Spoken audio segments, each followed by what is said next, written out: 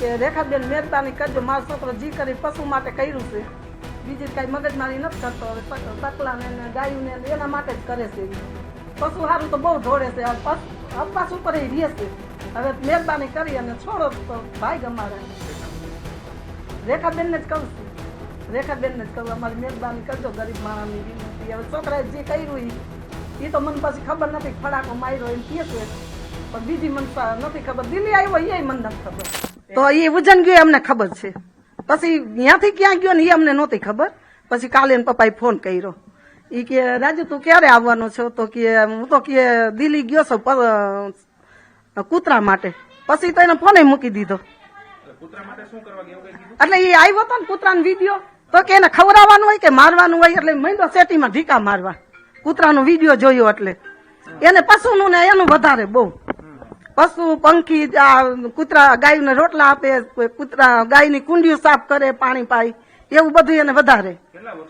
આ 5-6 વર્ષથી વધારે એમાં છે. અને ભોળાનાથ નું ભગત એટલે ઉજન જાય મહિનામાં 2 વાર જાય, એક વાર તો જાય જ મહિનામાં, એક વાર તો જાય જ. ના બીમારી કોઈ વસ્તુ દવા નથી, પણ સ્વભાવ એનો થોડો ખારો છે. તો હા સ્વભાવ થોડો ખારો છે. હા દિલ્હીનો વિડીયો એને મોબાઈલમાં જોયો, કોને મોકલ્યો મને નથી ખબર, પણ એ પછી સેટીમાં ઢીકા મારવા માંડ્યો. એ કે કૂતરા સારું થઈને આવું કરે કે એને ખવડાવાય, દૂધ પવાય, આગ પવાય, એમાં એને ન ખાતું બપોરે, જમ્યો જ નહીં પોતે. એ કે મારે નથી જમવું, કે કૂતરાને ના પાડે છે કે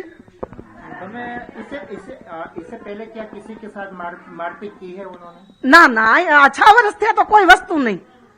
6 વર્ષ થયા તો સ્વભાવ સુધરી ગયો છે. નથી પીવાનું, નથી ફાકીનું બંધાણ, ચા નહીં, કોઈ વસ્તુ નહીં. વ્યવસાય શું કરે છે આપણા સન? વ્યવસાય શું કરે છે? વ્યવસ્થા તો રિક્ષા છે. હા ઉંમર શું છે એમની? એની 40 વર્ષ. એમના પરિવારમાં એની પત્ની છે ને છોકરો? ના ના એ અમદાવાદ એની બેન ની ઘરે ગયા છે. અમદાવાદ થી કલોલ, ત્યાંથી ખૈણા ગામ આવે, ત્યાં ગયા છે. તો મા દીકરો 2 ગયા, છોકરો છે 17 વર્ષનો. આ પ્રકારના જયારે સમાચાર સામે આવ્યા કે આપના સન છે દિલ્હીના સીએમ, હા વિનંતી કરું કે મારો છોકરો તો પશુ સારું થઈને કરે છે, જી કરે ઈ. લાફો મારી દીધો. હવે આપણે માફી માંગવી પડે હવે, કે એનો સ્વભાવ થોડો કેવો છે ખારો, તો એમ પશુ સારું થઈને કરે, બાકી ઓમ કઈ ન કરે, પશુ સારું થઈને જ કરે બધું. શું અપીલ કરશો તમે? અપીલ કરું કે ભાઈ થાય તો મહેરબાની કરો કે અમારા ઉપર. અમે તો ગરીબ માણસો છે, જો પૈસા નથી, માણા નથી અમારી પાસે, કમાવાળો એક છે, એટલે હાથ જોડીને હું કઉ છું કે તમે મહેરબાની કરો સાહેબ ને કઈ. આની પહેલા એ ઉપવાસ ઉપર પણ વિતરણ. હા પશુ માટે એને 8 દિવસ જમ્યો નહીં. ઈ રામ મંદિરે ગયો તો અયોધ્યા વાળું, એટલે અહીંયા પછી એને મળ્યો, એટલે એને કીધું કે આપણે 1-2 વર્ષમાં પશુની હોસ્પિટલ બનાવશું, કે નિરાત રાખો, કે અત્યારે તો કે જે રામ મંદિર એ અધૂરું છે. કોને કીધું? હવે એ કોકને મળ્યો હશે એમ કેતા હતા. એ પાછો ઉપવાસ ઉપર ઉતર્યા પછી નરેશ પટેલે એમના પાયણા કરાવ્યા હતા, એમને કીધું પશુ હોસ્પિટલ બનાવ. નરેશ પટેલ ત્યાં તો પહેલા જ ગયો તો, એને કીધું કે તું 5 વર્ષ જાય કે આપણે પશુની હોસ્પિટલ બનાવશું, કે નિરાતે તું કે ખાઈ પી લે. ત્યાં ઝૂંપડું વાળીને બેઠો હતો, કાગળનું ઝૂંપડું વાર્યું હતું, અને 3-4 દિવસ બેઠો.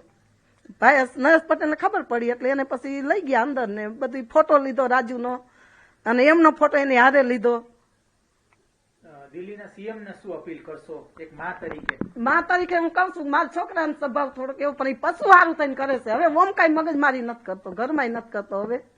એટલે આ પશુ નું કઈ જે હોય સાહેબ કઈ અમને કઈ ખબર નથી. બીજી તો શું કરે છે? એના પત્ની તો ઘર કામ કરે, હા ઇમિટેશન નું કામ કરે છે, ઘર કામ કરે.